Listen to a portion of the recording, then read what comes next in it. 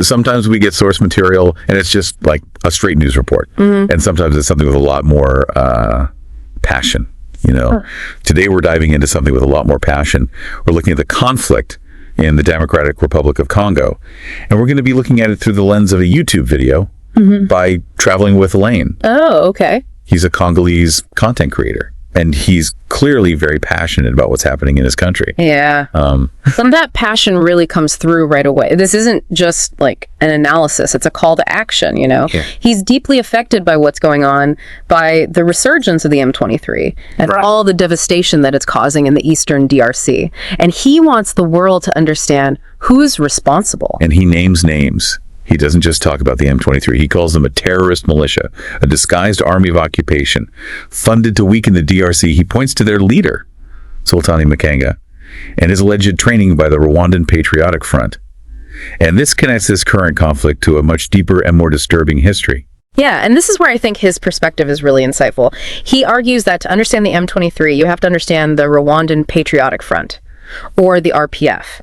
And this was the group that ended the Rwandan genocide in 1994. But then they went on to be accused of all these human rights abuses in both Rwanda and the DRC. So Elaine is arguing that the M23 is basically a proxy force carrying out Rwanda's agenda in the DRC. And what is that agenda, according to Elaine? Well, he doesn't mince words. He directly accuses Paul Kagame, the Rwandan president, of using the M23 to plunder the DRC's vast resources. Gold, coltan, diamonds. He even calls him a warlord who's profiting from the chaos and suffering. Right, and that term warlord is really significant. It reflects Elaine's belief that Kagame is operating outside of legitimate state authority, that he's driven by personal power and greed rather than the interest of the Rwandan people. And it connects back to that historical context that Elaine keeps bringing up. Rwanda's involvement in the DRC goes back decades to the aftermath of the genocide and the First Congo War in 1996. So he sees this as a continuation of this long pattern of exploitation. Wow. And he argues that this exploitation is multifaceted. It's not just about military force, it's about controlling the narrative. Elaine talks about Rwandan propaganda, how they demonize the DRC and justify their actions to the international community. Yeah, this is a crucial point. It highlights the power of information warfare. If Rwanda can convince the world that they're the good guys, that they're intervening to stabilize a chaotic neighbor, then they can basically operate with a degree of impunity. It's like a public relations campaign for an invasion, right? Control the message, control the perception. And Rwanda isn't the only neighbor that Elaine accuses of complicity. He also calls out Uganda and its president, Yoweri Museveni, for providing safe haven and support to the M23. Right, so this speaks to a broader network of power and influence. Elaine is suggesting that there's a level of coordination, a shared interest between Rwanda and Uganda when it comes to their involvement in the DRC. And it's not just about regional politics, it's also about economics. Oh, absolutely. He brings up the issue of multinational mining companies, many of them based in Western countries, that are profiting from the DRC's instability. So he's essentially saying that greed is at the heart of this conflict, and everyone involved is turning a profit while the Congolese people suffer. Right, and this accusation raises some really important questions about the role of global capitalism in perpetuating conflict. Are these companies knowingly complicit in human rights abuses? Are they just turning a blind eye to the violence because it benefits their bottom line? Yeah, and it's not just companies. Elaine points the finger at entire nations. He criticizes the silence and inaction of the international community, specifically the United States and France, for their muted response to Rwanda's actions. Yeah, this is a common theme, unfortunately. In conflicts where there are perceived geopolitical interests at play, Elaine is suggesting that Western powers are prioritizing their relationship with Rwanda, maybe for strategic reasons, or because of the guilt over the genocide, over taking a strong stance against their involvement in the DRC. It's almost like he's saying, you're turning a blind eye to injustice because it's convenient. But here's the thing. Elaine doesn't just direct his anger outward. He also turns a critical eye inward toward his own country. Yeah, this is important. He criticizes what he calls the silence of Congolese elites and questions the lack of effective action from the DRC government against these external threats. He asks some really pointed questions about the state of the Congolese army. Like, why is it so under-equipped? Where are the resources to defend the nation's interests? Yeah, it's like he's saying we need to take responsibility for our own security, for standing up to these external forces. He doesn't let anyone off the hook, not even his own people. It points to this complex internal dynamic. Elaine seems to be acknowledging that corruption, And internal weaknesses within the DRC government have created vulnerabilities that these external forces can exploit. It's not just a simple case of good versus evil. There are multiple layers of complicity and responsibility at play here. And that's where his critique of the United Nations peacekeeping mission comes in. MONUSCO. He points out that there are 20,000 UN soldiers in the DRC, yet they seem powerless to stop the violence. Powerless to protect Congolese citizens. Yeah, it's a pretty scathing indictment. He's basically saying that the UN is failing in its most fundamental duty, keeping the peace. And, there's his questions about the whole idea of peacekeeping. Is it just a Band-Aid solution, unable to address the root causes of the conflict? I think Elaine's frustration is understandable, but it's also important to remember the complexities of peacekeeping. MONUSCO operates under a strict mandate, with limited power to actually engage militarily. They're often caught in the middle of a conflict, trying to protect civilians, while also respecting the sovereignty of the host nation. Yeah, I get that. But Elaine's point is that the DRC needs more than just a neutral force standing by. They need a solution, not just a temporary fix. And what's really remarkable is that after all this anger, all this blame, his perspective actually shifts. Starts talking about the DRC's strengths, its incredible potential. Yeah, it's a really fascinating turn. He calls the DRC a global safe because of its natural resources, the minerals, the forests, the fertile land, things that the entire world depends on.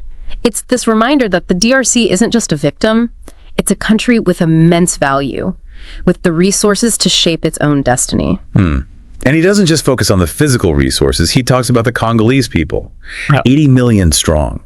A young and dynamic population, a future workforce that could drive innovation and development in all sorts of sectors. He even talks about the potential for a strong Congolese army, one that could effectively defend the country's sovereignty, if given the proper investment and support. Right, and this is crucial. He isn't just pointing out the problems, he's highlighting the possibilities. He's saying that we have everything we need to succeed. We just need the will, the strategy, and the leadership to make it happen. So how does he propose to turn this potential into reality? Because he does offer some solutions, and some of them are pretty bold. Yeah, this is where his message really goes from critique to action. He outlines a series of steps that the DRC could take to address this crisis and build a stronger future. And it starts with security. Right. He argues that the Congolese army needs a major overhaul, not just more weapons, but better training, improved logistics, and a leadership structure that's free from corruption and political interference. He believes that a modernized professional army is essential for deterring aggression and protecting the country's resources. And this makes sense strategically. Right. If the DRC wants to assert its sovereignty, it needs a credible military force. But of course, building a strong army is expensive, it's complex, and it's time-consuming. It requires significant investment, both financial and in terms of expertise. Absolutely. And Elaine acknowledges that the DRC can't just rely on military might.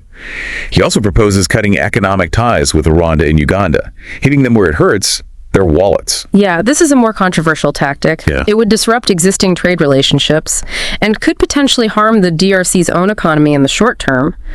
But Elaine argues that it's necessary. To break free from this cycle of exploitation, he believes that by cutting off that flow of resources to Rwanda and Uganda, the DRC can pressure them to change their behavior.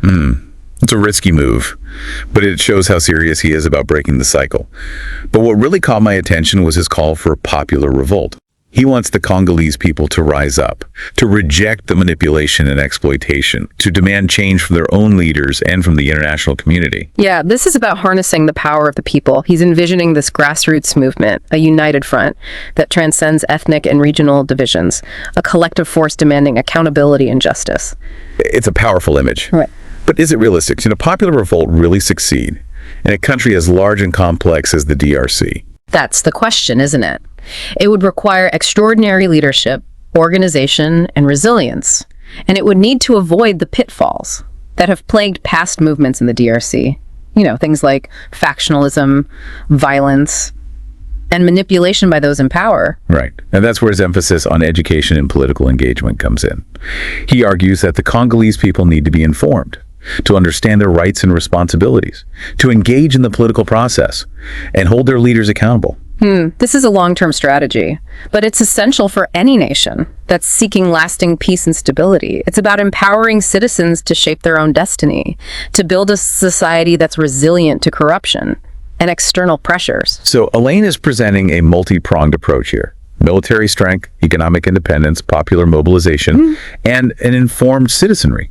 But can these solutions actually be implemented? I mean, that's the challenge, right? It's one thing to propose solutions, it's another to actually put them into practice. Especially in a context as complex and challenging as the DRC. But one thing is clear. Elaine's perspective is thought-provoking. It challenges us to look beyond the headlines, to understand the root causes of conflict, and to consider the potential for positive change. Yeah, he paints a pretty bleak picture of the current situation, but there's also like a glimmer of hope in his message, you know? He really believes that the DRC can overcome these challenges, but it's going to take a monumental effort, I think, from the Congolese people, from their leaders, and from the international community. And it all comes back to that term that he uses, global safe. The DRC is so incredibly rich in resources that the whole world relies on. Things like coltan, which is essential for our smartphones and laptops, are found in abundance in the DRC. This resource wealth should be a blessing. But Elaine argues that it's actually become a curse because it's attracted so much exploitation and conflict. Right. It's like everyone wants a piece of the pie, but no one wants to help bake it. They just want to take what they can get. And the Congolese people are left to deal with the consequences. And this makes you think about the responsibility of the global community. You know, if we're all benefiting from the DRC's resources, shouldn't we also be invested in their peace and stability? Shouldn't we be holding our own governments and corporations accountable for their actions in the region? It's easy to feel really overwhelmed by the complexity of it all. But I think Elaine's message is ultimately about empowerment. He believes that the Congolese people have the power to change their destiny, but they need to be united, informed, and engaged. Right, and that's where his focus on education and political participation comes in. He argues that the DRC needs to invest in its people, to equip them with the knowledge and skills they need to build a stronger, more equitable society. Yeah, he's basically saying that the key to breaking free from this cycle of exploitation is to empower the Congolese people to take control of their own future. Exactly. And while he doesn't shy away from criticizing his own government, he also places a lot of faith in the resilience and determination of the Congolese people. He believes that they really do have the potential to create a brighter future for themselves and for their nation. So what can we, as listeners who might be thousands of miles away, take away from all of this?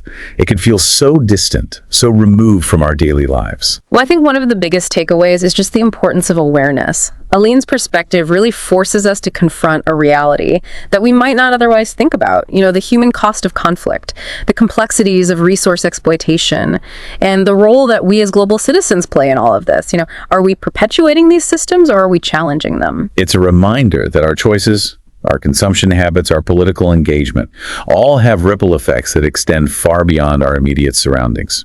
Yeah, absolutely. And even if we can't directly influence the situation in the DRC, we can at least educate ourselves, support organizations that are working for peace and justice, and hold our own leaders and companies accountable for their actions. I love that. Elaine's call to action isn't just for the Congolese people, it's for all of us. It's a challenge to be more informed, to be more engaged, and more committed to creating a world where resources are a source of prosperity, not conflict. Right. He leaves us with a lot to think about. What role do we play in this complex global system?